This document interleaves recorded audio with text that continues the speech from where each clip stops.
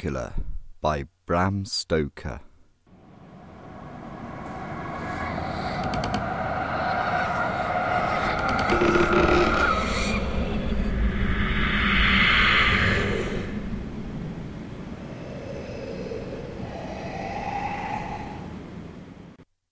Chapter 1. Jonathan Harker's Journal. May 3rd, Klausenburg. I left Munich at 8:35 p.m. on May 1st and arrived in Vienna early the next morning. After taking the train through the countryside, I stopped in Klausenburg for the evening. After reading about my destination, I learnt that Bistritz, the town named by Count Drákula, is in the eastern part of Romania, on the borders of 3 states, Transylvania, Moldavia, and Bukovina. Count Drákula told me to go to the Golden Krone Hotel while in Klausenburg. It was very old, which I liked. An old woman wearing a typical white peasant dress greeted me when I entered the hotel and asked me if I was the Englishman. "Yes," I said, "Jonathan Harker." She smiled and gave a message to an old man, who left, but soon returned with a letter that read, "Welcome, my dear friend. I am looking forward to your arrival. Sleep well tonight. You will leave tomorrow for Bukovina. There will be a carriage waiting for you at the Borgo Pass, and it will bring you to me. I hope you will enjoy your stay in my beautiful land. Your friend, Drákula." May 4th. Before I left the hotel this morning, the old lady came into my room and yelled, "Must you go? Oh, must you go?" I told her that I must go because I had important work to do. "Do you know what day it is?" she asked. "It is the day before St. George's Day. Tonight, at midnight, all the evil things in the world will have their way. Do you know where you are going?" She looked very worried and went down on her knees and asked me not to go. I felt uncomfortable, but I had work to do, so I had to go. I thanked her and told her that I was leaving. She stood up, dried her eyes, and took the crucifix from her neck and put it around mine. I am writing this while I wait for the coach, and I am still wearing the crucifix. I do not know if it is the old lady's fear, or this ghostly town, or the crucifix around my neck, but I do not feel as good as I did before I came here. May 5th, the castle. As I sat in the coach that was taking me to the Borgo Pass, I asked one of the other passengers why some of the other people in the coach made the sign of the cross and pointed at me. He said that it was to protect me from the evil eye. I appreciated their sympathy and began to forget about my fears as the coach took me through beautiful countryside full of forests, woods and farms. The road was rugged, but we were moving quite fast. The passengers became excited and anxious as it became darker outside, and they asked the driver to drive faster, which he did. As we entered the Borgo Pass, one by one the passengers began to give me gifts. No one could see my carriage when we arrived, and so the driver said that I should go to Bukovina with the rest of the passengers. But soon the horses started making a noise, and the peasants began to scream because they could hear the carriage coming along with 4 horses. The carriage stopped beside us, and the man inside spoke to our driver. "You are early tonight, my friend." The driver nervously replied, "The Englishman was in a hurry." The stranger smiled and said, "Is that why you told him to go to Bukovina? You cannot trick me. I know too much." I looked at the man and noticed that he had very red lips and sharp teeth that were as white as ivory. After taking my luggage from the driver, the man helped me into the carriage, and we drove even further into the darkness. After some time had passed, I noticed that we were driving on the same roads again and again. I looked at my watch and was surprised to see that it was past midnight. During our journey, I could hear wolves howling and trees blowing in the strong wind. It became so cold that it started to snow. Suddenly, I noticed a small blue flame on our left, and the driver saw it too. He quickly stopped the carriage, jumped out, and disappeared into the darkness. As I sat and waited, I could hear the wolves. Then the driver came back, and we were on our way again. This happened many times during the night. It was too dark for me to see clearly what he was doing, but once I saw him run towards the flame and collect some stones that were around it. Then something very strange happened. When he stood in front of it, I could still see the flame glowing through him.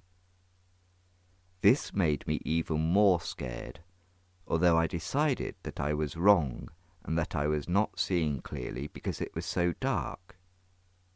One time, when the driver was quite far from the carriage, I could hear the wolves creeping towards the horses and me. I yelled for the driver to return, and when he did, the wolves slowly moved away like they were scared of him. Finally, after a long journey of stopping and going on the same paths, we arrived at a tall, dark castle. Chapter 2. When the carriage stopped in front of the castle, the driver jumped out to help me down the steps. I noticed the great strength in his hands.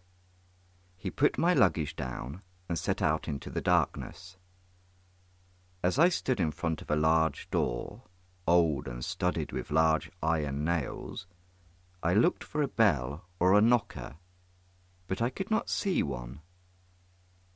I waited for a long time, and I began to feel unsure about what I was doing here and how safe it is.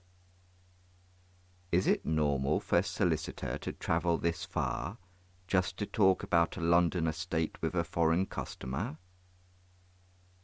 It was starting to feel like a horrible nightmare when all of a sudden I heard footsteps behind the great door. The door opened, and there was a tall old man with a long white moustache, dressed completely in black from head to toe. He was holding a lamp and said, "Welcome to my house. Enter freely." When I stepped inside, he shook my hand with such great strength that I thought he might be the driver, so I asked, "Count Dracula?" He bowed and replied, "I am Dracula, and I welcome you, Mr. Harker, to my house. Come in so that you may eat and rest." He carried my luggage up a long, windy staircase and through a long hallway. We finally entered a well-lit room with a large fire and a table set for dinner, which I was happy to see. The Count closed the door, and I followed him across the room and into a large bedroom that was also well lit by another log fire. He put down my luggage and said before leaving, "Once you have refreshed yourself, come into the other room where you will find your supper prepared." When I was ready, I entered the room where my supper was waiting for me. The Count was standing beside the fireplace and informed me that he will not be joining me for dinner because he had already eaten earlier in the evening. I handed him the letter from Mr. Hawkins. The Count opened it, smiled as he read it, and returned it back to me to read. One passage that gave me great pleasure to read stated that Mr. Hawkins was sick and would be sending a replacement, myself, who he was very confident in. He continued by saying that I am committed and a hard worker. While I ate my dinner, the Count and I discussed my journey and the strange things that had happened on the way to the castle. As we talked, I noticed how long and thin his face was. His hair was scarce around his temples, but quite thick everywhere else. His nose was thin and pointy, and his eyebrows were so thick and dark they almost joined above his nose. His teeth were perfectly white, and some were so sharp that they came over his bottom lip. His ears were long, pale, and pointed at the ends. As I took a closer look at his hands, I noticed thick hair in the centre of his palms, and his long nails were cut to a sharp point. When the Count leaned over me, his hands touched me, and a horrible cold feeling came over me, and I shuddered. He must have noticed, because he moved away, smiled, and said, "But you must be tired. Your bedroom is ready, and tomorrow you shall sleep as late as you want. I will not be here until the afternoon, so sleep well and dream well." He bowed, opened my bedroom door, and gestured for me to enter. I am confused and a little bit scared. God, please take care of me and those whom I love. May 7th. I slept until late in the day. When I entered the dining room, I saw my breakfast and a note from the Count stating that he had to leave for a while and that I should eat on my own. After I had eaten, I looked for the servants to tell them I was finished, but I could not see any. I have not seen any servants since I arrived, but the Count has mentioned them several times. I looked around for something to read, and could not find anything in the room, so I opened another door and found a library. I was surprised and happy to see so many English books. The Count walked in as I was looking at them. "I am glad you found your way here," he said. "I am sure there is something here that will interest you. These books taught me a lot about England, and I look forward to walking down the busy streets of London. But I have only known your language through books. With you here, I will learn how to speak it." "But Count," I said, "you speak very well." "Thank you," he replied, "but if I live in London, people who hear me speak will know that I am not from there. I want to be like the rest of them. I am sorry I had to be away today. I had many important things to do. You may use this room any time. In fact, you can go anywhere in the castle except where the doors are locked, for reasons you will not understand." I asked him about the blue flames, and why the coachman would have stopped at each one. The Count said that on that particular night, the night when all evil spirits come out, a blue flame is seen wherever there is treasure hidden. When I asked him why the treasure has not yet been found, he replied by saying that on that particular night, no person will leave their home, even if there is treasure at stake. The Count wanted to discuss his estate at Purfleet, so I got my papers with the information. "The estate is called Carfax," I said. "It is about 20 acres, surrounded by a high wall made from heavy stone, which has not been repaired for many years. There are many trees which make it quite dark.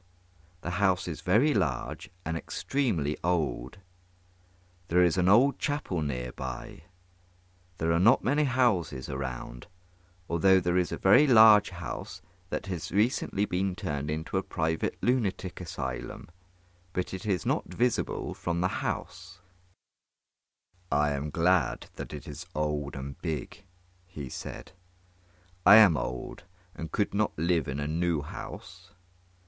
I do not need the sunshine and sparkling waters like the young do. I love the shade, and I like being alone." He excused himself and said that he needed to do some work. He returned after about an hour and told me that his servants had prepared dinner for me. Again, he said he would not eat because he had already eaten, but he sat in his chair and we talked while I was eating. We continued talking for what seemed like hours, and I was growing very tired, but I did not say anything. All of a sudden, we heard a rooster crow, and the Count insisted that I get some rest. May 8th. Today I woke up after sleeping for only a few hours. I had hung a small shaving mirror by the window and was just beginning to shave when, suddenly, I felt a hand on my shoulder and the Count saying good morning to me. It startled me because I had not seen him. The reflection in my mirror showed the whole room behind me, but it did not show his reflection. I had cut myself slightly, but I did not notice it. When the Count saw what had happened, he stared at the blood trickling down my chin. All of a sudden, he tried to grab my throat. I quickly moved away, and his hand touched the crucifix that hung round my neck, which made him back away in fear. "Be careful when you cut yourself," he said. "It is more dangerous than you think it is, and we must get rid of this terrible thing that caused you to cut yourself." He opened the window and threw out the mirror, which shattered into 1,000 pieces on the stones of the courtyard far below. Then he left the room without saying anything else. Now I do not know how I am supposed to shave. When I went into the dining room, my breakfast was waiting for me, but the Count was not there as usual. I have never seen him eat or drink. He is a strange man. After I finished eating, I walked around the castle noticing its beauty.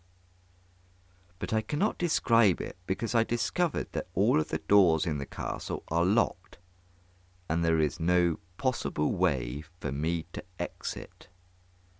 Now I know that I am a prisoner. Chapter 3. I began to panic when I realized what was happening.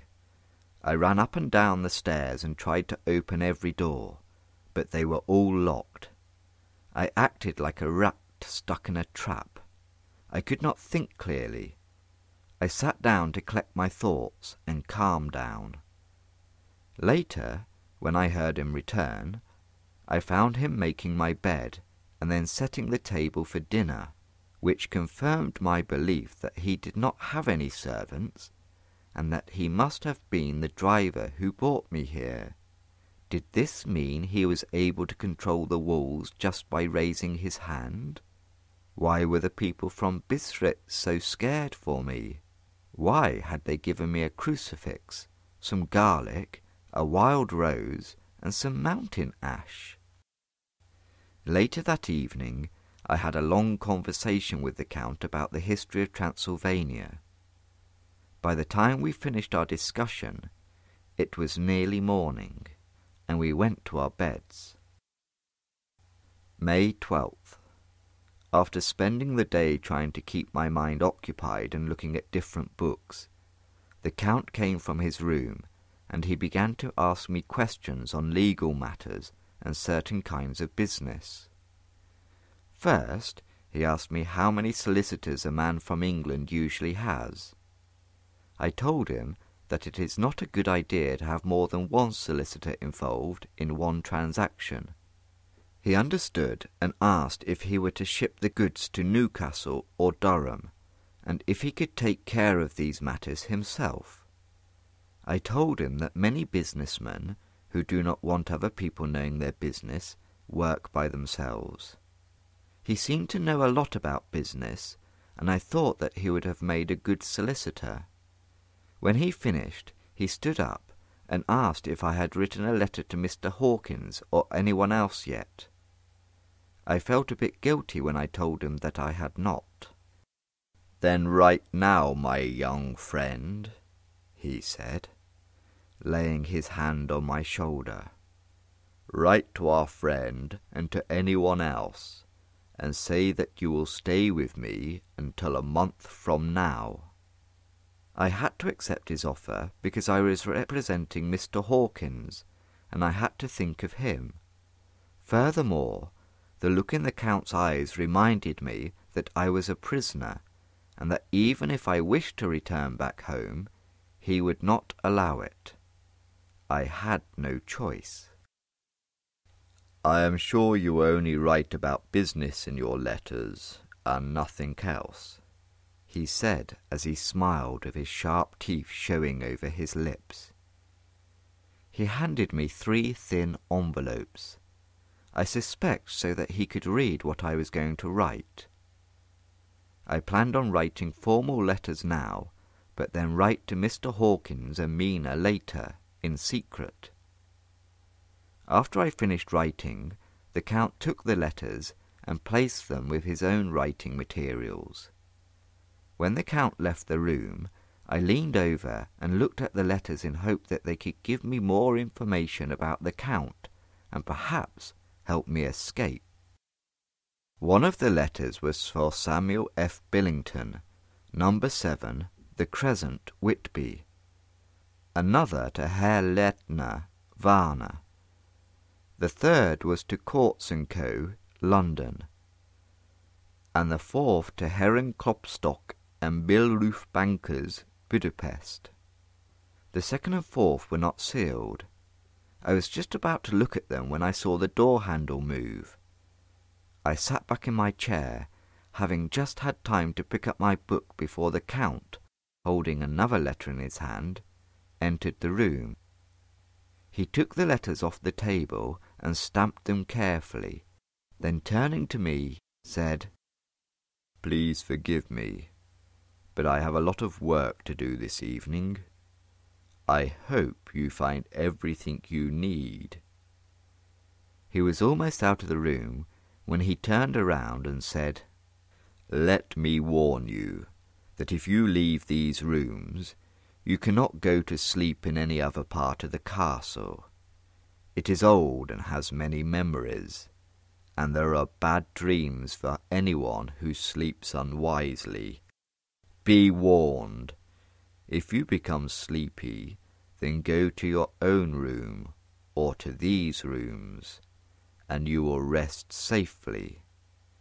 But if you are not careful, then—" He moved his hands like he was washing them. I understood. When he'd left, I went to my room. After a little while, not hearing any sound, I came out and went up the stone stairs to where I could look out towards the south. I looked out over the beautiful landscape, covered in soft yellow moonlight, till it was almost as light as day. The beauty seemed to cheer me. As I leaned from the window, I noticed something moving below and a little to my left, close to the Count's room. I looked closer and saw the Count's head coming out from the window. I was amused watching him, but my feelings changed when I saw him slowly come out of the window and begin to crawl down the castle wall, with his face looking down and his cloak spread out like large wings. At first I could not believe my eyes. I kept looking and saw that my eyes were not lying. I saw the fingers and toes tightly hold the corner of the stones as he quickly moved down, like a lizard moves along a wall. May 15th. The Count is gone, and I've decided to explore the castle. I finally found one door at the top of the stairway that was not locked. I opened it and stepped into the room. There were no curtains on the windows, and the yellow moonlight peeked through and lit up the dusty room. It was nicer than the other rooms, which I had begun to hate because of the Count's presence. I eventually calmed my nerves, and a peaceful feeling came over me. May 16th. When I had written in my diary yesterday, I fortunately put the book and pen in my pocket because I'd felt sleepy. I thought about the Count's warning, but I ignored it. The soft moonlight comforted me, and staying in the room gave me a sense of freedom. I laid myself on a large, comfortable couch. I suppose I must have fallen asleep. I hope so, but I am scared because what happened next seems so real. I was not alone, but the room looked the same. In the brilliant moonlight, I could see my footprints in the thick dust along the floor. Opposite me were 3 young ladies. I thought that I must be dreaming when I saw them, because they did not make any shadows on the floor. They came closer, looked at me for a while, and then whispered to each other. They all had brilliant white teeth that shone like pearls against their red lips. There was something about them that made me uneasy. I wanted them to kiss me with those red lips.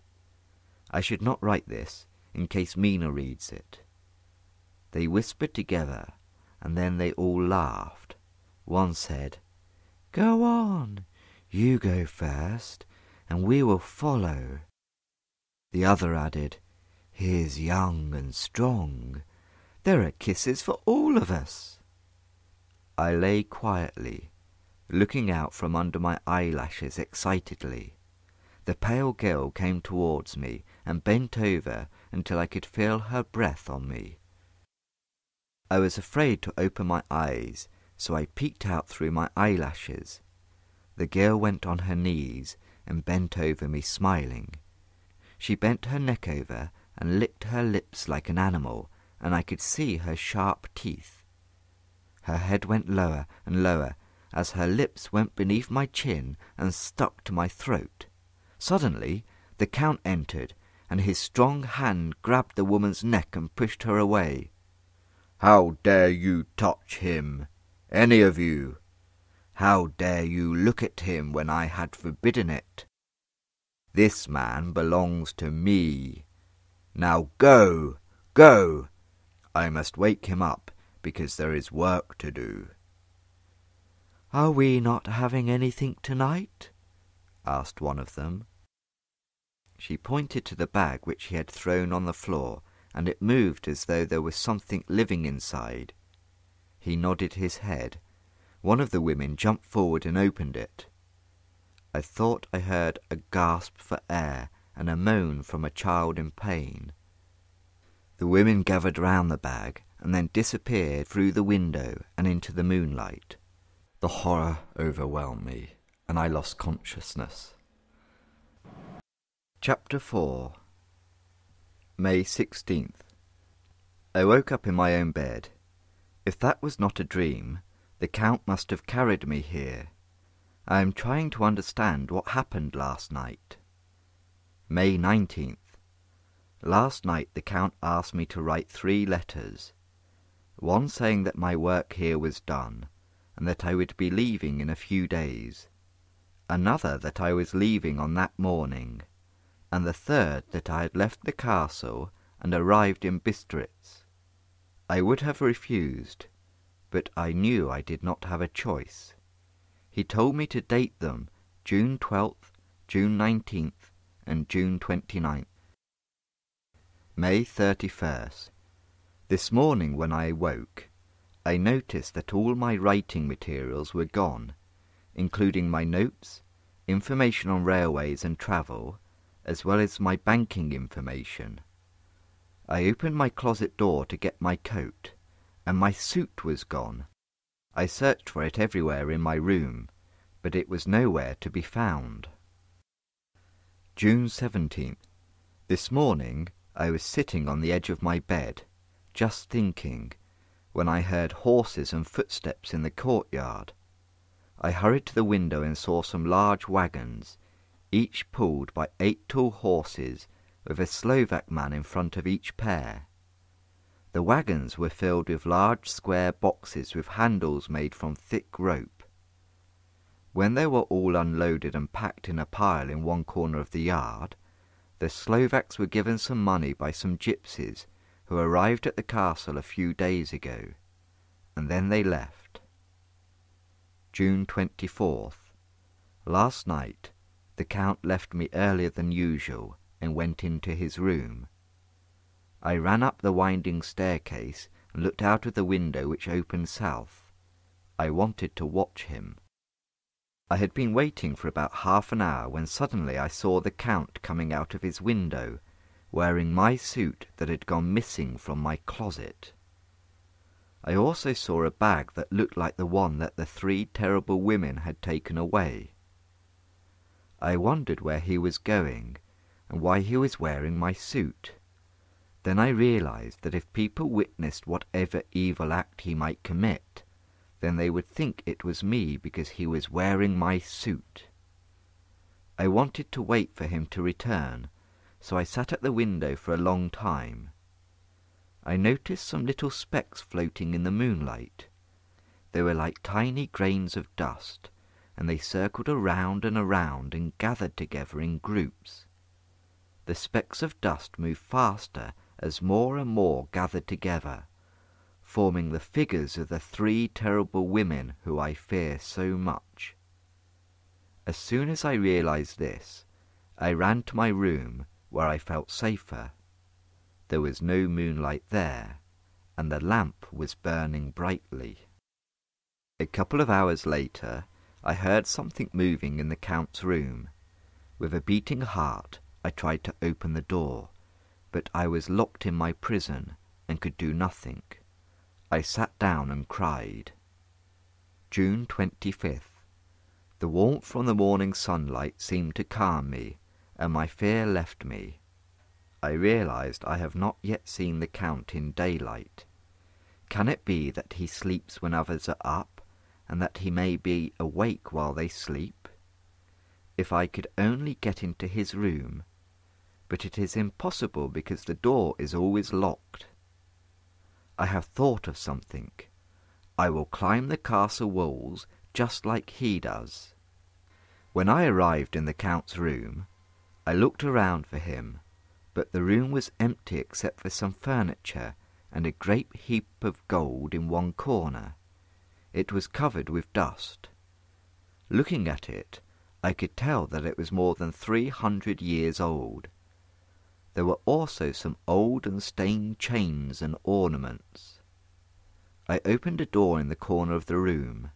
Behind it was a stone passage that led to a steep circular staircase. I went down very carefully because I could barely see. At the bottom there was a tunnel-like passage that smelt of soil. As I went through the passage, the smell became stronger. I ended up in an old chapel which must have been used as a graveyard. The roof was broken, and there were steps leading to some vaults. I made sure there was no one around. I went to the vaults, where the light was very dim, and it was even harder to see. In the first 2 I went in, I only saw some old coffins and piles of dust. However, in the 3rd, I discovered something. The Count was lying in one of the great boxes. He was either dead or asleep. I could not tell which because his eyes were open and still. There was a lot of soil underneath him in the box. His cheeks looked pink and his lips were bright red, but there was no sign of movement, breathing, or of a heartbeat. I wondered if he had the keys in his pockets. I was going to look for them, but when I looked at his dead eyes, I became very frightened and ran back to his room. I went through his window and crawled along the walls until I reached my room. June 29th. Today is the date of my last letter. I saw the Count leave the castle by the same window, once again in my clothes. I suspect it was so that people would believe that it was me mailing the letter. As he went down the wall like a lizard, I wished I had a gun or some deadly weapon so that I could kill him. I went to the library and read until I fell asleep. The Count woke me up when he approached me and said, "Tomorrow, my friend, we must part. You return to your beautiful England, and I to my work. Your letter home has been sent. I will not be here tomorrow, but everything will be ready for your trip. My carriage will take you to the Borgo Pass to meet diligence from Bukovina and Biarritz. But I hope you will come back, and we will see each other again." I thought he was lying, so I asked him, "Why can't I go tonight?" "Because, dear sir, my coachman and horses are away on a mission," he said. I knew there was something he was not telling me. When I was in my room and about to lie down, I thought I heard whispering near my door. I went to it quietly and listened. I thought I heard the Count's voice. "Back! Get back to your own place. It is not your turn yet. Wait. Have patience. Tonight is mine. Tomorrow night is yours." I heard an evil laugh, and, in a rage, I opened the door and saw the 3 terrible women licking their lips. They saw me, laughed, and ran away. I came back to my room and fell to my knees. Will my life end tomorrow? Lord help me and the people whom I love. June 30th. These words may be the last words I ever write in this diary. When the morning came and I heard the cock crow, I felt safer because I knew I was still alive and I hadn't died during the night. I was determined to find the keys at any risk. I thought if I climbed the castle walls again into the Count's room, I might find a key there. If he finds me, he might kill me, but right now I would rather die than stay here any longer. When I got to the Count's room, I could not see a key anywhere, but the heap of gold was still there. I went through the door in the corner and down the winding stairs and along the dark passage to the old chapel. I knew where I was going and who I would find. The great box was in the same place, close against the wall. I raised the lid and laid it back against the wall, and then I saw something that filled my soul with horror. There lay the Count, but looking much younger. The white hair and moustache had changed to dark grey, the cheeks were fuller, the mouth was redder than ever, and there were drops of fresh blood dripping from the corners of his mouth. His eyes looked red as well. He looked like he was filled with blood. A terrible desire came over me to kill this monster. I did not have a weapon, so I took a shovel that the workmen had been using to fill the cases. I struck it downward at his hateful face, but as I did it, his head turned and his eyes looked at me with all their blaze of horror. I felt paralyzed. I looked at his face and I saw that I had only made a deep cut above his forehead. The shovel fell from my hand and across the lid, which fell and closed the coffin. I heard the gypsies singing in the distance and the rolling of heavy wheels and whips cracking. The gypsies and the Slovaks were coming, just as the Count said they would. I looked at the Count one last time and ran from the place into his room, determined to rush out the door the moment it opened. I listened carefully and heard the sound of the great door downstairs being unlocked and footsteps fading away into a passage. As I write this, I can hear them moving boxes and earth around somewhere beneath me. Then I heard the door close, and now I hear them leaving through the courtyard. I am alone in this castle with those horrible women. I will not stay here with them.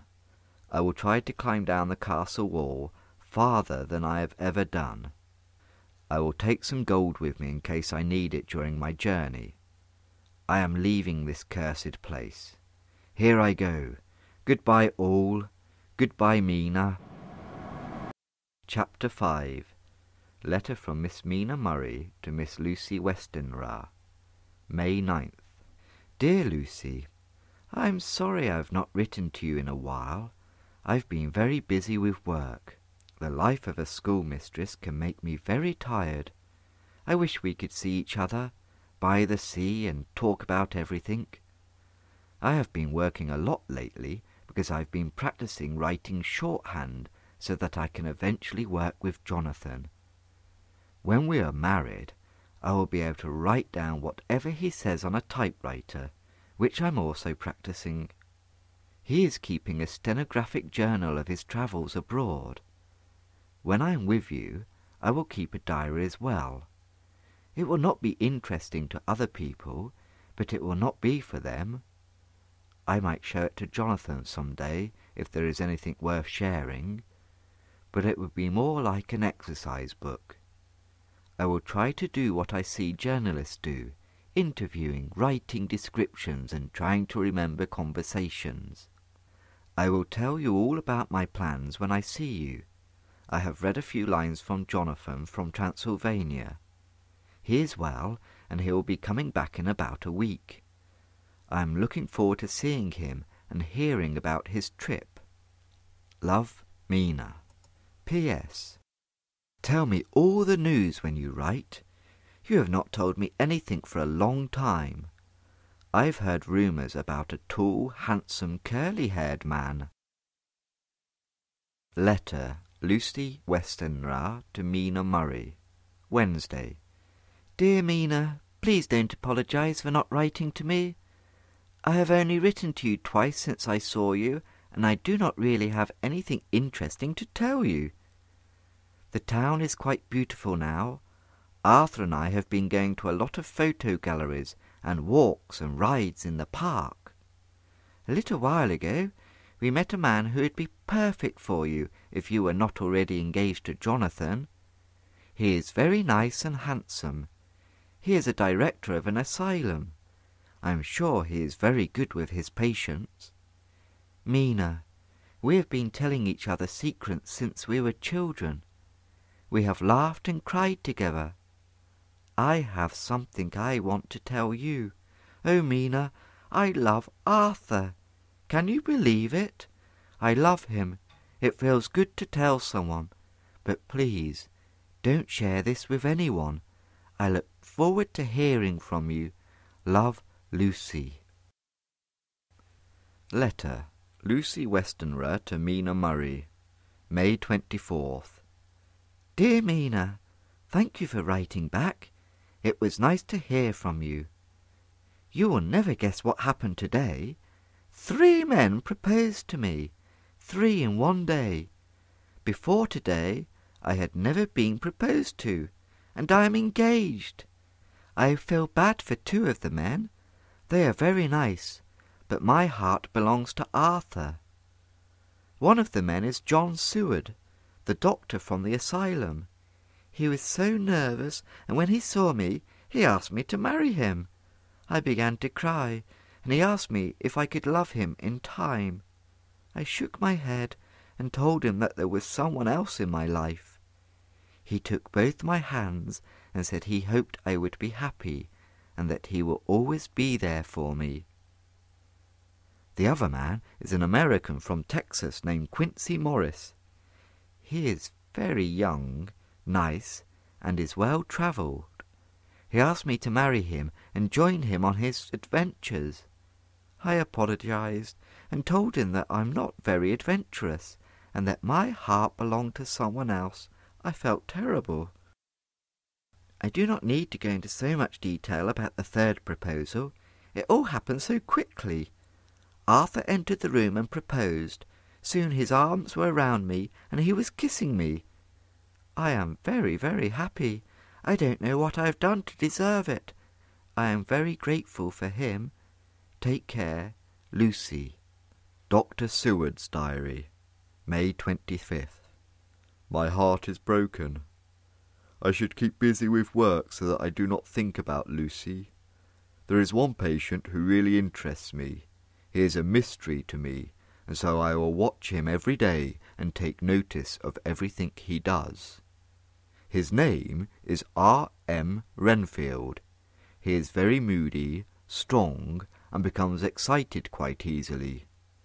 I do not know what triggers his sudden changes in mood, but I think he could be dangerous when he is angry. Chapter 6. Mina Murray's Journal, July 24th, Whitby. Lucy picked me up from the train station and took me to her house. It is beautiful here.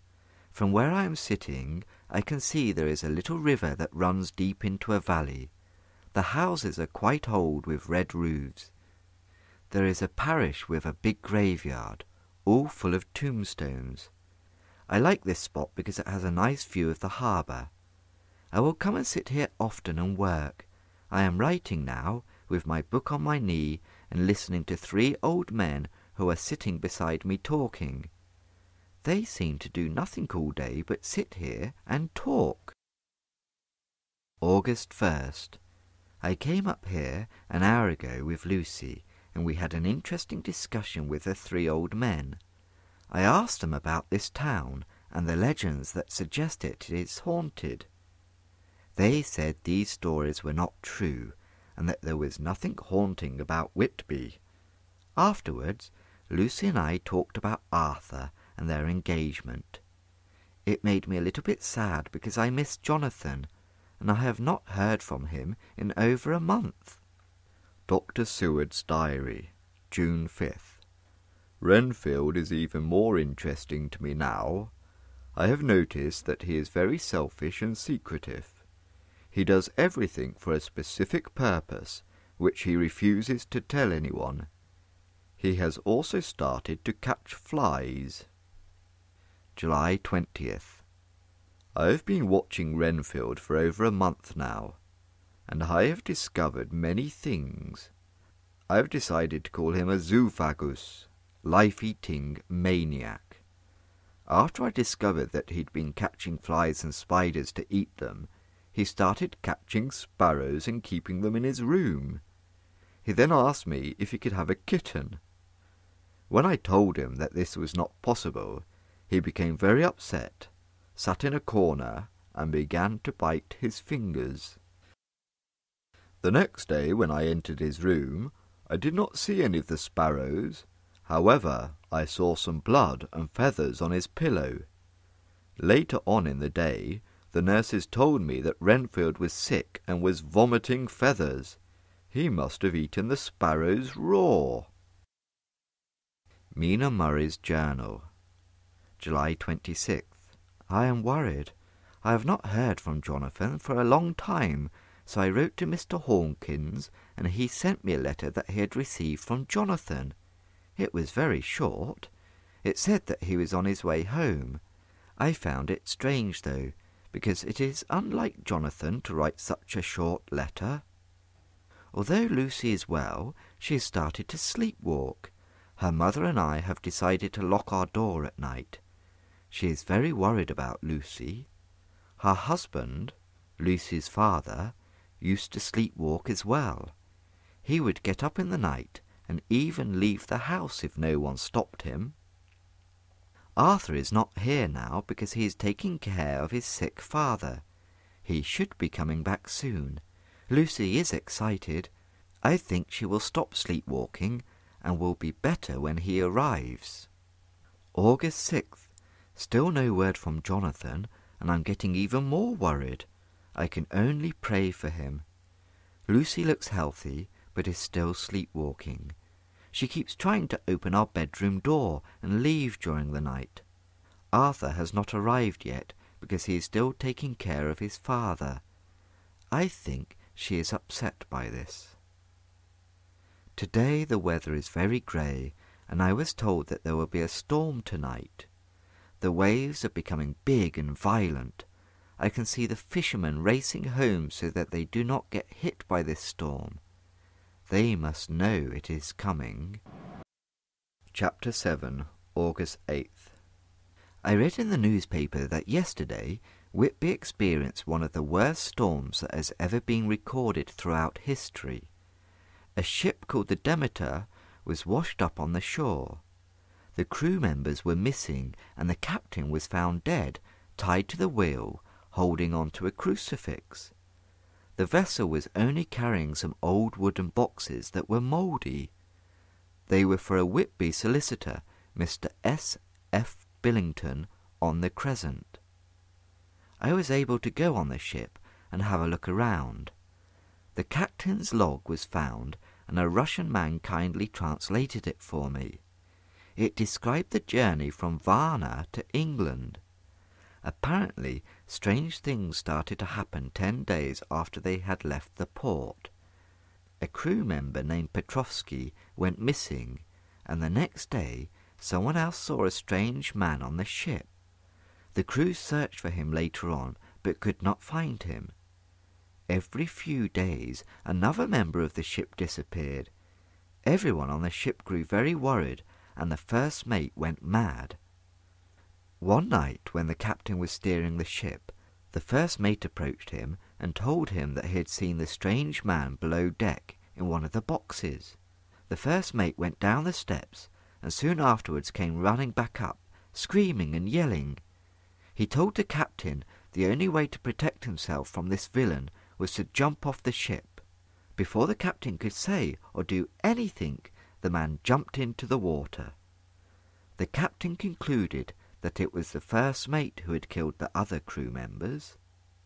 Lucy was very restless last night, and I could not sleep either. The storm was very loud and scary.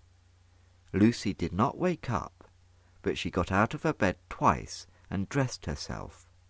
Fortunately, I woke up just in time to stop her and bring her back to bed. August 10th.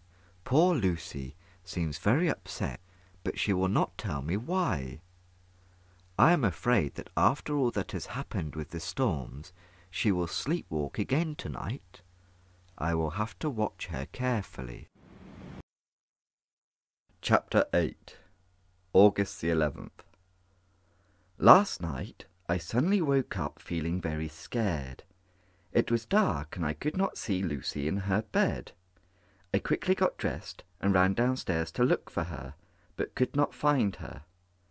The hall door was open, which made me think that she had gone outside, so I threw on a sweater and searched for her. I could see her sitting on our favourite seat near the harbour in the distance. All I saw was a white figure, but I knew it was her. When I looked closer, I saw a dark figure bent over her. I could not tell if it was a man or a beast. Frightened, I called her name, and the dark figure raised its head, and I saw that it had a white face and red eyes. Lucy did not answer me, so I ran to her, and the black figure disappeared. When I approached Lucy, she looked like she was still asleep. I threw my sweater around her and fastened it with a safety pin at her neck. I must have pricked her skin, because she put her hand on her throat and moaned. She finally woke up, and she came with me back to the house. Same day, noon. Surprisingly, Lucy seems better after last night. I noticed that my safety pin hurt her because I saw 2 red dots on her neck, and her nightgown has a drop of blood on it. It was a beautiful day today. We went for a nice walk in the woods. I would have enjoyed it more if I was not so worried about Jonathan. We went to bed early when we returned. I think Lucy will sleep well tonight. August 12th. I was wrong. Lucy tried to get out twice last night, but when we both woke up in the morning, she seemed even better than yesterday. She looked very happy and came to my bed and told me about Arthur. August 13th. I woke up during the night and found Lucy sitting up in bed, still asleep, pointing to the window. When I got up close to the blind, I noticed a great bat flying around in the moonlight. As soon as it saw me, it flew away into the darkness. When I looked back at Lucy, she was sleeping peacefully, and she slept for the rest of the night. August 17th. I have still not heard from Jonathan, and Lucy is getting weak. She is becoming more pale and tired every day, and at night she sounds like she is gasping for air and holds her throat. Last night I found her leaning out the window, and when I tried to wake her up, she began to moan. I brought her to her bed. Letter, Samuel F. Billington and Son, Solicitors, Whitby, to Messrs. Carter, Patterson and Co., London. August 17th.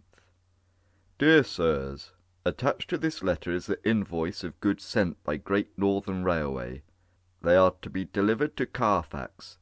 The house is empty right now, but the keys have been sent to you. Thank you. Samuel F. Billington and Son.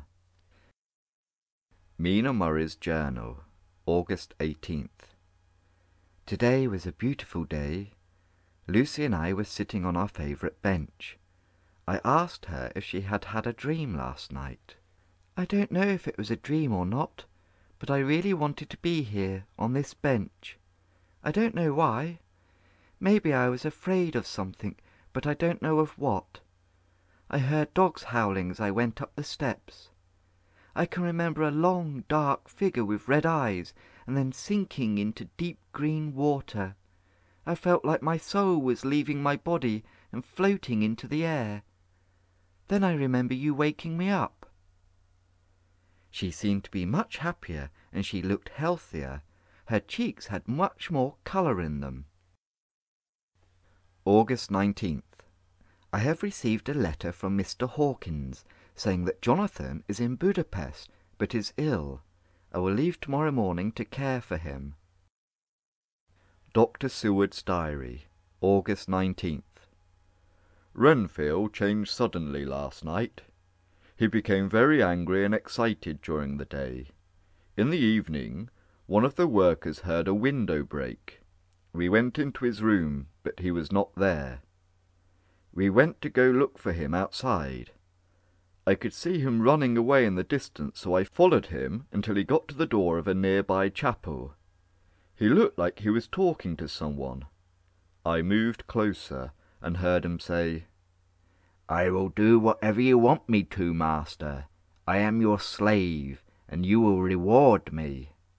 The other doctors walked towards him to take him away, and he fought with them. He is very strong, like a beast. We chained him up and put him in a padded room where he is safe. Chapter 9. Letter, Mina Harker to Lucy Westenra. Budapest, August 24th. Dear Lucy, I'm with Jonathan now. He is very sick and weak and cannot remember what happened to him on his journey home. The nurse is very nice and good to Jonathan. She told me that Jonathan has not forgotten how much he loves me. Jonathan told me that if I wished to know about the castle and everything he experienced, then I should read his journal. But he left the choice to me. He then told me how much he loved me. Oh, Lucy, we got married today. The chaplain came to his room and, with Jonathan in his bed, we had a service with 2 nurses. It was beautiful. Let me know how you are. Mina. Letter, Lucy Westenra to Mina Harker, August 30th. Dear Mina, I am very happy for you. I wish you and Jonathan could come back here and stay with us. I'm sure that the fresh air would help him, because it has helped me a lot. I have more energy, and I am sleeping much better. I do not sleepwalk during the night any more. Arthur is here, and we have been spending a lot of time outside playing tennis, fishing and rowing. I love him more than ever. We are planning to get married on September 28th. I look forward to hearing from you soon. Lucy. Dr. Seward's Diary, August 23rd. Renfield escaped again tonight. We found him at the chapel door again, and when he saw me walking towards him, he became furious. The attendants tried to take hold of him, but he was too violent. It was strange, though, because all of a sudden he stopped and grew calm. I looked around, but couldn't see anything that would make him change so suddenly, except for a big bat flying in the moonlight. Lucy Westenra's Diary, Hillingham, August 25th. I am not sleeping well again. My nights are the same as they were in Whitby. I have terrible dreams after I fall asleep around midnight. I remember a scratching sound at the window, but nothing else. I feel weak and pale. I'm also having a hard time breathing. Arthur wrote a letter to Dr. Seward asking him to come here and look at me. He will visit while Arthur visits his father, who is... Chapter 10. Letter from Dr. Seward to Arthur Holmwood, September 2nd. Dear Arthur, I visited Lucy, and I am sorry to tell you that I am unable to give her a diagnosis. I do not understand her illness. I spent the day with her, and by the afternoon she looked bloodless, even though she is not anemic. I have asked my friend, Professor Van Helsing, from Amsterdam to visit her, because he knows more than I do about rare diseases. Please let me know if there is anything more I can do. Sincerely, John Seward. Dr. Seward's Diary, September 7th. Professor Van Helsing has come to examine Lucy because she is becoming more ill. She has a very hard time breathing. He said that she needed a blood transfusion right away. Luckily, Arthur soon arrived and offered his blood. When she fell asleep, I looked at the marks on her neck. Both Van Helsing and I think that they must have something to do with her loss of blood. I will stay with Lucy tonight while she sleeps. September the 8th. Lucy was afraid to fall asleep last night because she was scared of what she might dream of. When she awoke this morning, she looked as though she had slept well and had pleasant dreams. I called Van Helsing and Arthur to let them know she was feeling better for now. I checked on Renfield when I returned to the asylum, and he was behaving well. He has been quiet for the past day and night. September 10th. The professor woke me up this morning. Last night, Lucy insisted that I rest near her room rather than watch her sleep all night. I was so tired that I took up the offer. She slept with her door open so that I could hear her if anything were to go wrong. When the professor and I entered her room, we were shocked to see her in such a terrible state. She was more pale than ever. We needed to do another transfusion, and I offered to give her my blood this time. This made me feel quite weak, so the professor offered to watch Lucy tonight so that I could go home and rest. September 11th. When I went to Hillingham this afternoon, Lucy was feeling much better. A parcel arrived in the mail for the professor containing garlic flowers. He gave them to Lucy and told her to wear them around her neck tonight when she goes to bed. He also told her to keep the window and her door closed. I am curious why the professor thinks that garlic flowers will help her. We will find out. Lucy Westenra's Diary, September 17th. I have slept well for 6 nights, and I feel much stronger and full of energy. The garlic seems to be helping more than I ever thought it would. I am so grateful for everything the Professor and Arthur have done for me. I am not afraid to fall asleep any more. Even though bats are flying around outside my window, I still fall asleep very quickly. Chapter 11. The Pall Mall Gazette, September 18th. Wolf escapes from zoo. Yesterday a wolf escaped from the Zoological Gardens. Thomas Builder, the zookeeper, said that he was feeding the monkeys when he heard the wolf howl. He went to see what was wrong. The wolf was very angry and trying to get out of its cage. There were no people around except for a tall, thin man with a long, pointy nose and a beard. As soon as Builder started talking to the man, the wolf calmed down. That evening, when the zookeeper went to check on the wolf, he saw that the bars on the cage had been twisted and bent, and the wolf was gone. The next day it returned to the zoo covered in cuts with tiny pieces of glass stuck in its skin. Dr. Seward's Diary, September 17th. I was reading in my room today when Renfield ran in and cut my wrist with a knife. One of the doctors ran in and placed a bandage on my wrist. While he was trying to help me, Renfield knelt on the floor and began licking up the blood. He yelled, "Blood is life! Blood is life!" Lucy Westerner's Diary, September 17th. I feel like I am dying of weakness. I will leave my journal open so that people can read it. I went to bed and placed the garlic flowers around the window. I woke up when I heard a flapping noise against the window and a dog howling. My mother came in to comfort me. We were lying together when all of a sudden the window smashed and a wolf leaped into my room. My mother was so scared that she took the garlic from my neck and then fell to the ground out of fear.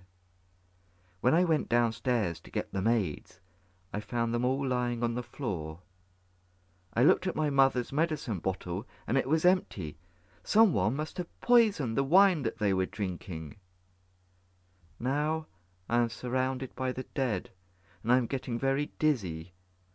My mother is gone, and I fear that it is my time to go as well. Goodbye, dear Arthur. If I don't survive tonight, God help me. Chapter 12. Dr. Seward's Diary, September 18th. Van Helsing and I went to Hillingham this morning to check on Lucy.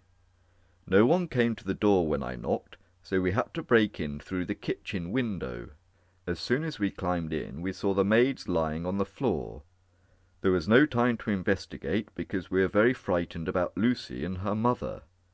We ran to her room and stopped at her door. We listened carefully, but could not hear a sound. With white faces and trembling hands, we slowly opened the door and entered the room. How can I describe what we saw? Lucy and her mother were lying on the bed. Her mother had a terrified look on her face with the garlic flowers on her chest. Lucy's face was white, and her throat had 2 little marks like the ones we noticed before. The professor looked at her and told me that if she is given blood soon, she might live.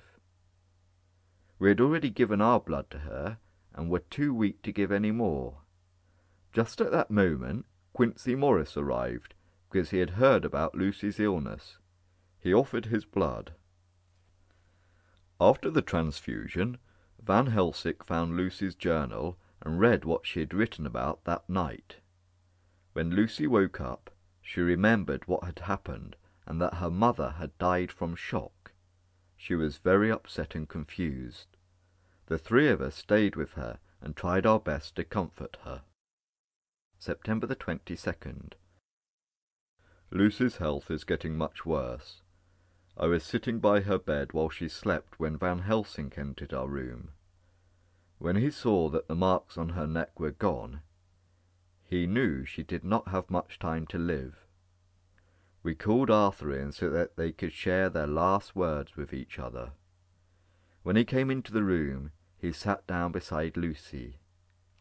She slowly opened her eyes and said in a low, seductive voice, "Oh, Arthur, my love, I'm so glad you came.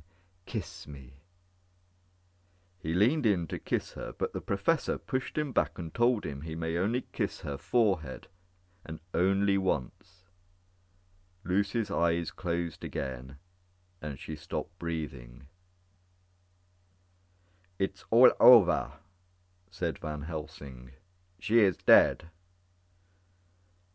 I led Arthur into another room, where he sat and began to cry. The funeral took place today.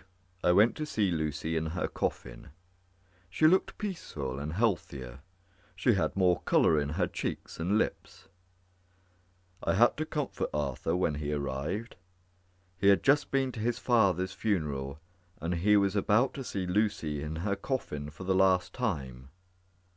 When he looked at her, he asked me if she was really dead. I assured him that she was, even though she looked more alive than she had before she died. After the funeral, we ate dinner together. The professor, Arthur, and I. Arthur did not know that Lucy had left him all of her property. The professor told him this, and asked if he could look at Lucy's papers to investigate the cause of her death even further. Chapter 13. Mina Harker's Journal, September 22nd. The other day, Jonathan and I were walking in the park, and Jonathan was holding my arm the way he used to when we were younger. All of a sudden, I felt him grip my arm so tight that it hurt me. He said under his breath, "Oh, God!" I asked what was wrong. His face was very white, and his eyes were filled with terror. He was staring at a tall, thin man with a long nose. He had a black moustache, a pointed beard, and red lips. "Do you see who it is?" Jonathan asked in a terrified way. "No, dear," I replied. "I don't know him. Who is it?" He seemed shocked at my response and said, "It's him. It's the Count. But he looks so much younger. Oh, my God! My God! If only I knew!" I didn't know what to say, so I didn't say anything at all. We kept walking until we came to a bench and sat down. Jonathan closed his eyes, and he quickly fell to sleep with his head on my shoulder. He woke up about 20 minutes later and did not remember what had just happened. He was in a very cheerful mood. He apologized for sleeping and asked if we could continue walking. It was the strangest thing. I am very worried about him. I think it is time for me to read his journal. Hopefully, I might be able to help and protect him. I have just received a telegram from a man named Van Helsing, saying that Lucy and her mother have died and were buried today. Poor Arthur! Oh, God help us all during these hard times. Chapter 14. The Westminster Gazette, September 25th. A Hampstead mystery. During the past few days, several children have gone missing for hours, even days at a time. All of the children said that they'd left their home because a lady had asked them to go for a walk. Some of them returned with wounds on their neck.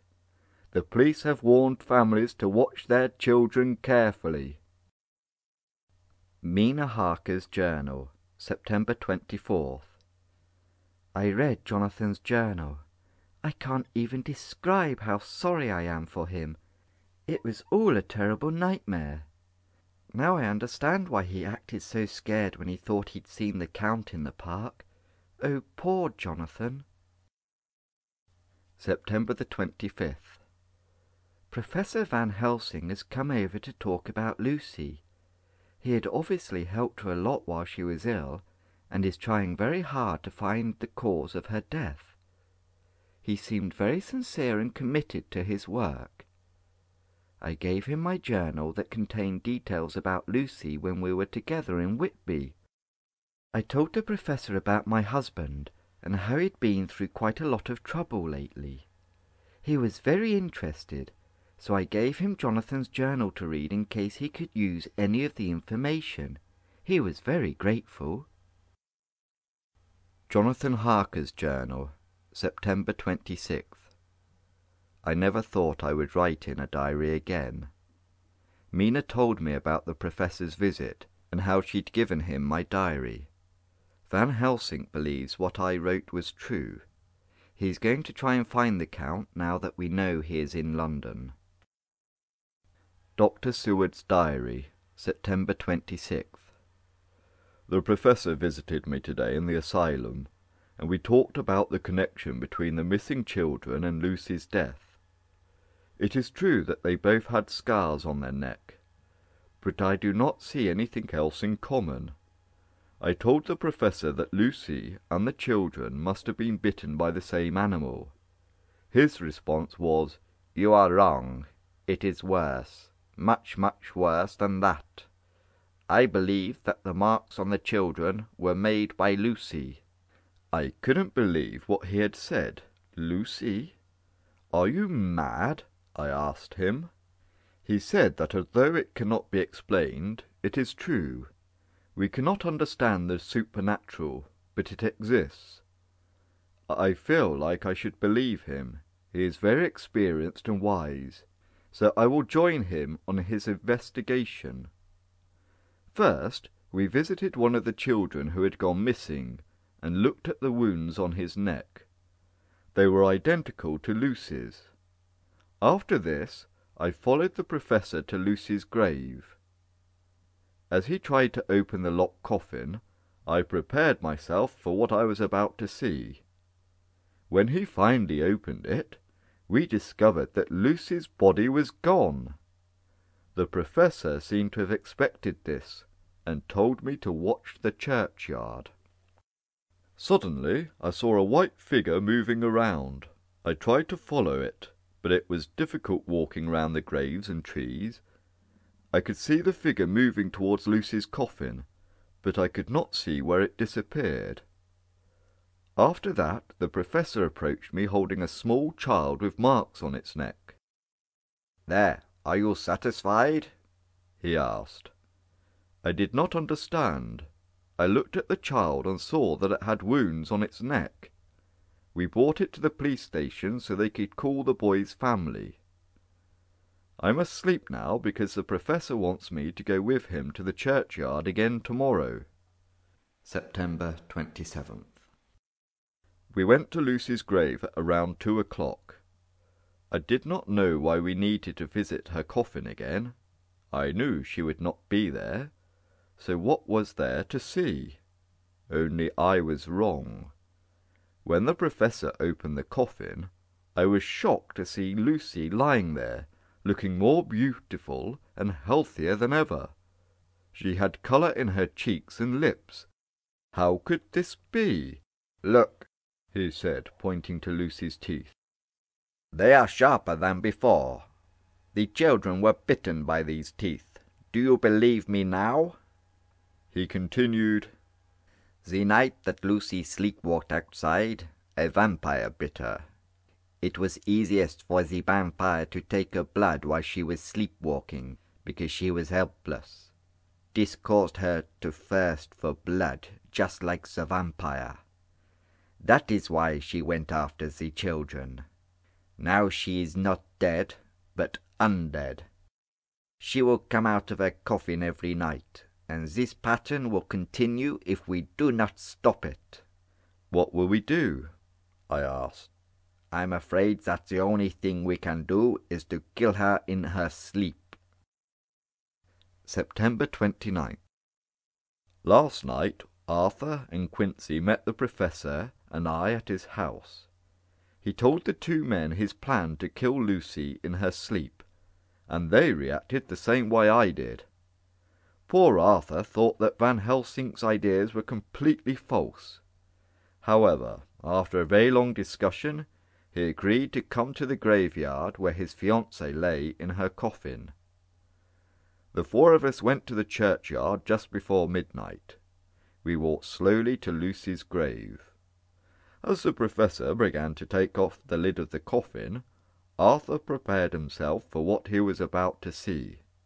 But as the lid came off, we all became silent. The coffin was empty. The Professor explained to Arthur what had happened the night we were in the churchyard and we found the child.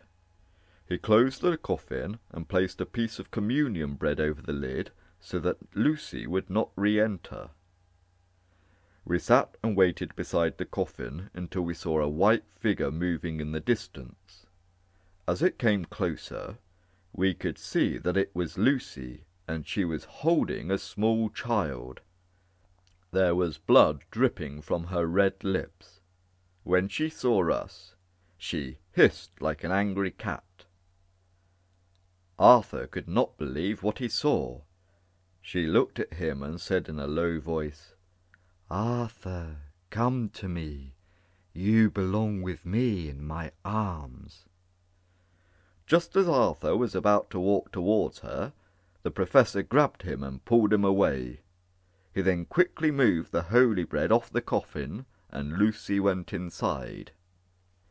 "Now do you believe me?" asked Van Helsing.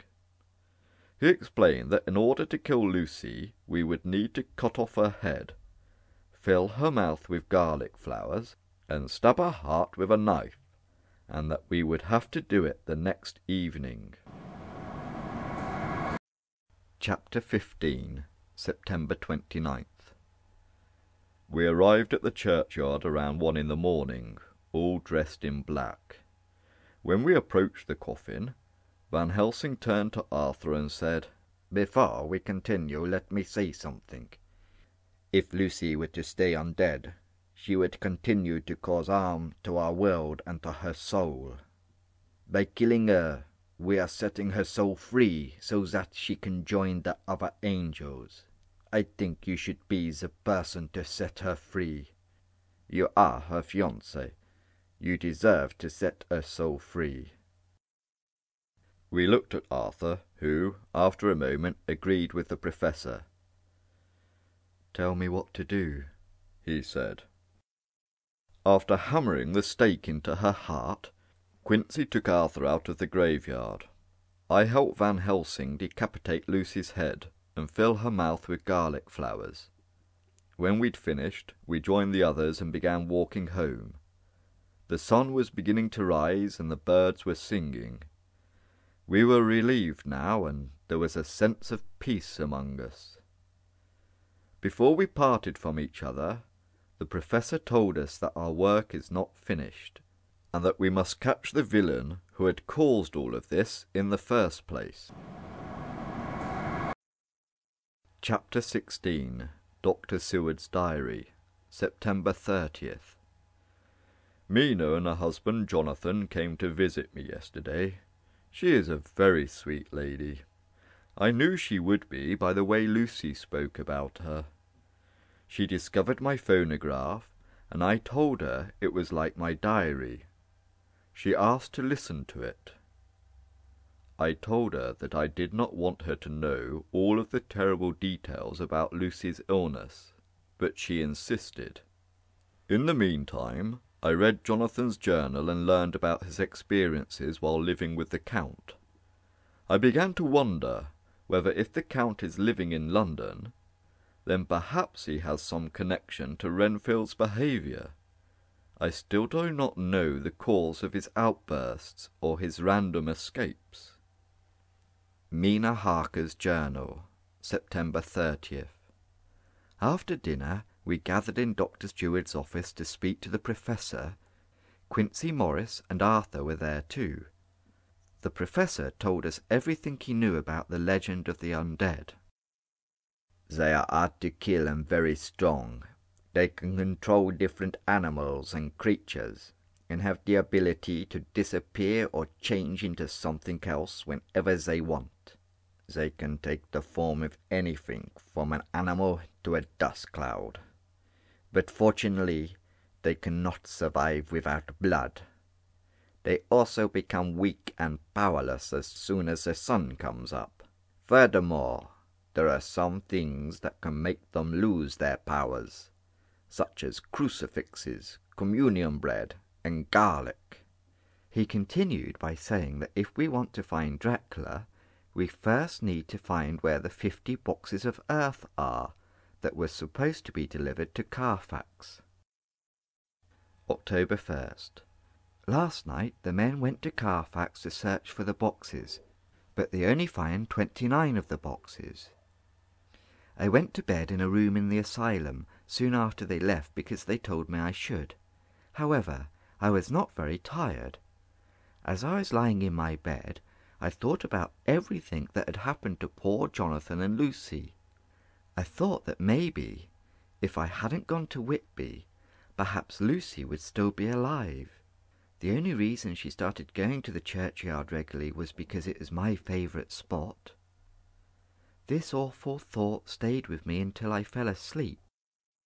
I woke up to the sounds of dogs barking. I could also hear strange sounds from Renfield's room. It almost sounded like he was praying. I got up and looked out of the window and saw a white mist coming towards the house. When I got back to bed, I must have fallen asleep very quickly because I started to have a dream. I dreamed that the mist came in through the open window and I saw 2 red lights that looked like eyes. The last thing I can remember is that there was a white face leaning towards mine, and then I woke up. My dream had some of the things that were written in Lucy's and Jonathan's diary, the red eyes and the mist that spread all over the room. Chapter 17. Jonathan Harker's Journal. October 2nd. After a lot of research and talking to different people, I have discovered that 12 of the boxes of earth were dropped off in 2 houses in London.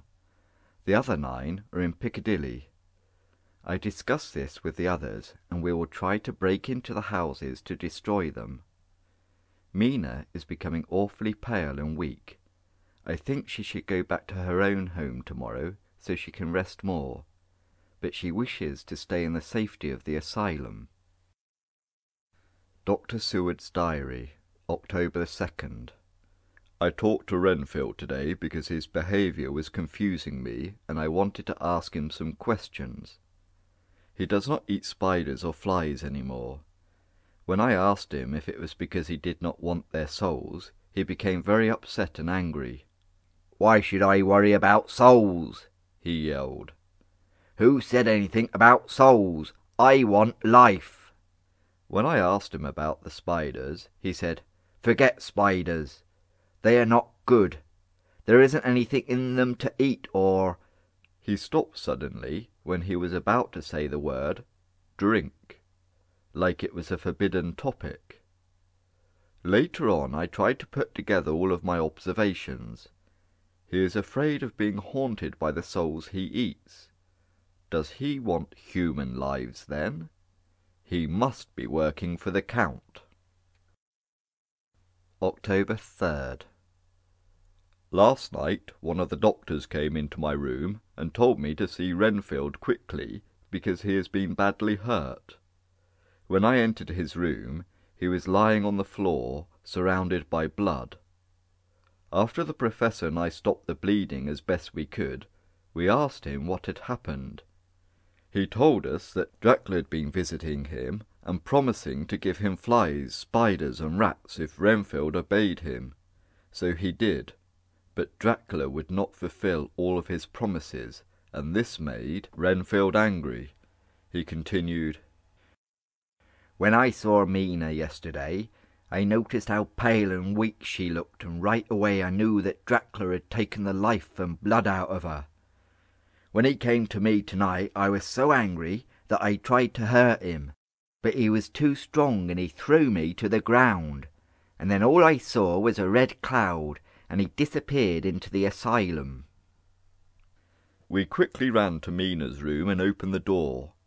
Jonathan was lying on the floor unconscious, and Mina was kneeling on the bed, sucking blood from a wound on the Count's chest. When he saw us, his eyes became red with anger. We quickly held up our crucifixes and walked towards him. He turned into a black cloud and disappeared. When Mina and Jonathan woke up, Mina explained what had happened. She said that she had woken up and saw the Count in her room, and Jonathan lying on the floor. The Count started to drink my blood, and told me that he had done this to me before. It was not the first time. Then he cut his chest, and forced me to drink his blood. She began to cry. We tried to comfort her, and discussed what we should do tomorrow. Jonathan Harker's Journal, October 4th. The doctor on duty last night heard loud voices from Renfield's room, and him shouting, "Guard! Guard! Guard!" After that, he heard someone fall, and he and the professor entered the room. They saw Renfield lying on the floor, dead, with a broken neck. Before we left for Carfax, the professor placed communion bread around Mina to protect her. When he touched her forehead with a piece of bread, it burnt her skin and left a scar. "Unclean! I am unclean!" she cried. "Even the Lord shuns my skin. This mark of shame will stay with me until I die." I threw my arms around her and held her tight while our friends turned away, as tears streamed from their eyes.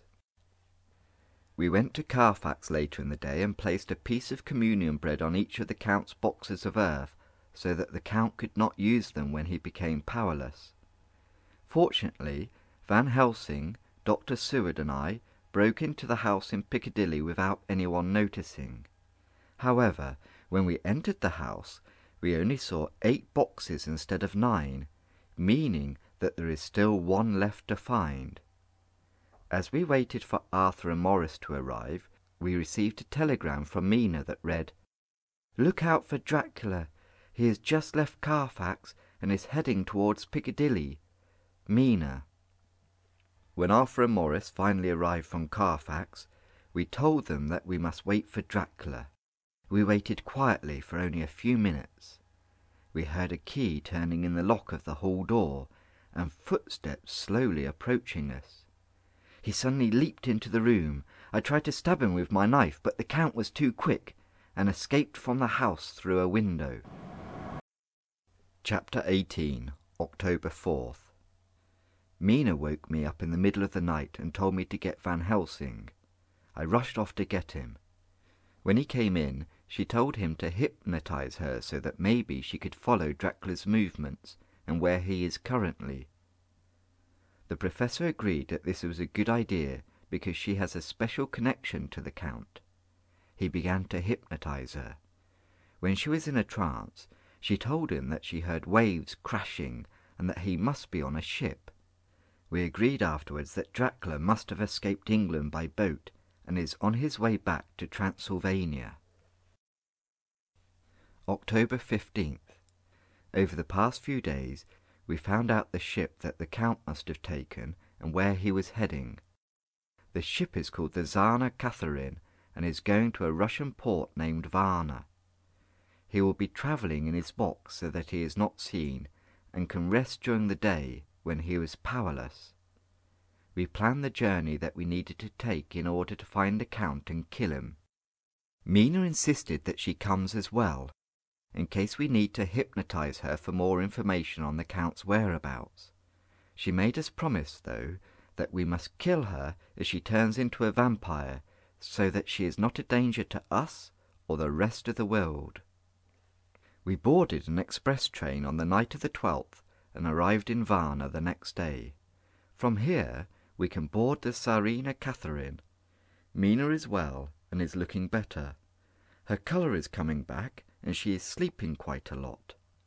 The professor has hypnotized her a few times, but she keeps telling us that the ship is still at sea, so we must wait. October 24th. More than a week has passed, and the ship has not arrived. The professor hypnotized Mina several times to see where the Count is, and, according to her descriptions, he is still on the ship. October 28th. We received a telegram that said that the ship did not stop in Varna and has arrived in Galatz. How can this be true? The professor thinks that Mina may have let the Count know of our location when she was in her trance. He must have somehow controlled the ship to bypass Varna. We will take a train to Galatz early tomorrow morning. Dr. Seward's Diary, October 29th. We're on the train from Varna to Galatz. The professor hypnotized Mina, but this time it took longer for her to start speaking. She said that she could hear waves in the distance, telling us that he is close to water. We hope to arrive before his box is carried off the ship. Jonathan Harker's Diary, October 30th. When we arrived, we talked to the captain of the Serena Catherine, and he told us about their voyage. He told us that he had seen a tall, thin man bring a large box onto the ship. During the trip, some of the crew members wanted to throw the box into the sea because they thought it was bad luck. I told them not to. I knew that someone would pick it up when we arrived in Galatz, and I was right. His name was Emanuel Hildesheim. We found Hildesheim, and he told us that he had given the box to a trader named Petrov Skinsky. After looking everywhere for this Skinsky, one of his neighbours told us that he had not seen him for 2 days. While we were talking, another neighbour came running up to us and told us that Skinsky had been found in the churchyard with his throat cut open. We went home to rest because we knew there was nothing we could do until we found out where Drákula was. Mina Harker's Journal, October 30th. I have read every paper that is related to the Count and his transactions, and both journals, and I think I have made a discovery. The safest way for the Count to travel from London is by boat. Once he arrived in Galatz, he instructed Skinsky to have his box shipped towards his castle. After this was arranged, he killed Skinsky in case he would tell anyone about the Count's whereabouts. I have concluded that the fastest way for the Count to reach his castle is either by the Pruth River or the Seraph River. I told this to the others, and after discussing which routes we should take, we decided that I would take a train with the professor, Arthur and Jonathan would take a steamboat, and Dr. Seward and Quincy would go. Chapter 19, November the 1st. When we reached the town of Varetzi, the professor and I had to board a horse and carriage to take us to the castle. It is interesting taking the route that my dear Jonathan had taken only a few months before. I am worried about him. I hope he is safe. Memorandum by Van Helsing, November the 5th. On the way to the castle we stopped to rest. It was getting cold and starting to snow, so I made a fire.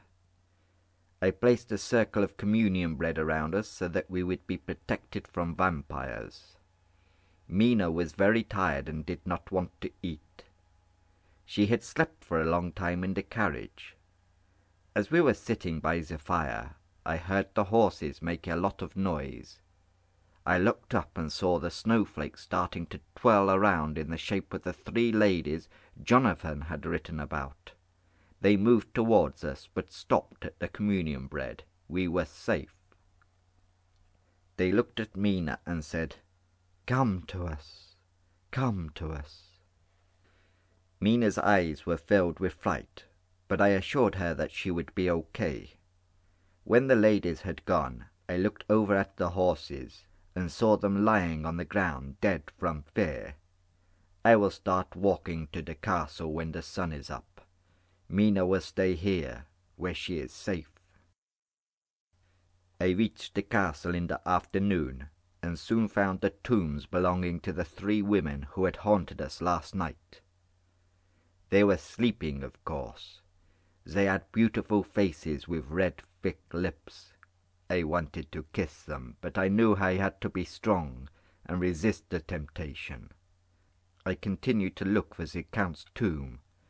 I did not search long until I found a large box, taller than the rest, that said Drákula on it. I covered it with communion bread so that he would not be able to re-enter it at night. Then I went back to the vampires and prepared myself for what I was about to do. At first, I did not think it was possible to kill 3 beautiful women, but I thought about Mina and all the other possible victims. I had to do it. After I left the castle, I went back to Mina and woke her up. She told me that we must go east, so that we can meet. Chapter 20. Mina Harker's Journal, November 6th.